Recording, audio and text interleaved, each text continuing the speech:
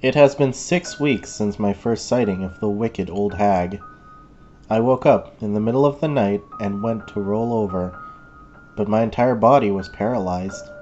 I lay there, scared and helpless, contemplating my predicament when I became aware of a presence in the room with me, a presence that I can only describe as pure evil. I caught sight of a withered old woman at the foot of the bed. Her tall, hunched frame was draped in a long, dirty gown, and wisps of filthy white hair hung from her balding scalp.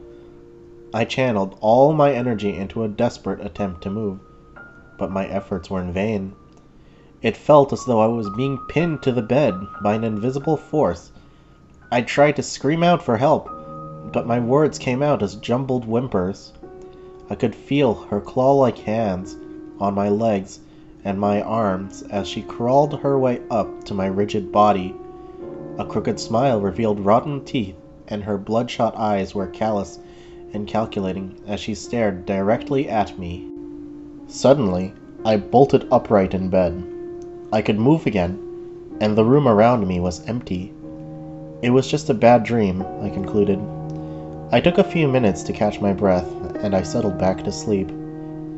A couple of weeks later, I met an old friend for a drink, and a point in our conversation reminded me of my dream. I had a scary case of sleep paralysis a couple of weeks ago, I told him. Really?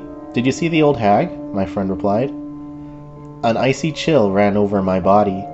I hadn't told anyone about the dream, and there was no way he could have known about what I've seen. How the hell did you know that? I asked with disbelief, my voice quivering. I read about it some time ago, he explained, startled by my reaction.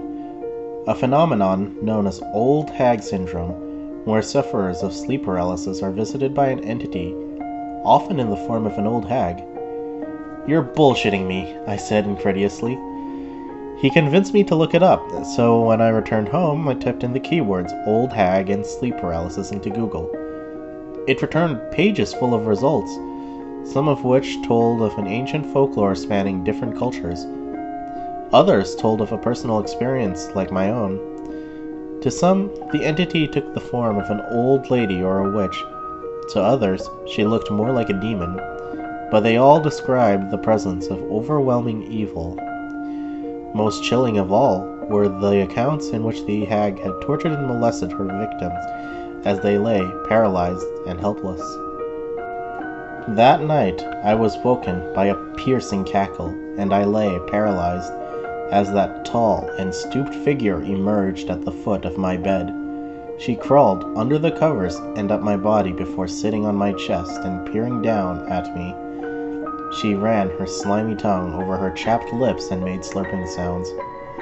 What transpired after that, I cannot bring myself to talk about. I've spent the subsequent days browsing the forums for answers, and for a way out.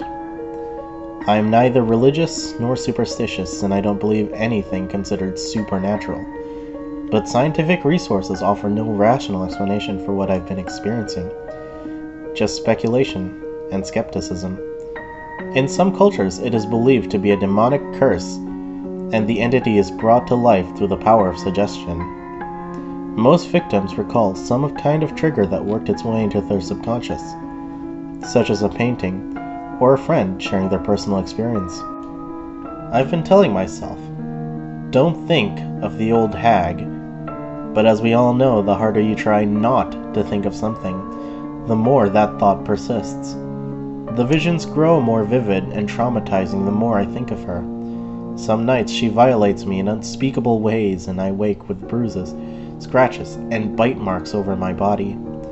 Other nights, I hear her ragged breathing in my ear, and find her lying next to me, grinning and gurgling. But, I think, I've learned a way to be rid of these visions once and for all. I must plant the thought into the mind of someone else, and distract the old hag with a fresh victim. As selfish and cruel as I am to pass this curse on to someone else, I just can't bear it anymore. Dear reader, whoever you are, please forgive me.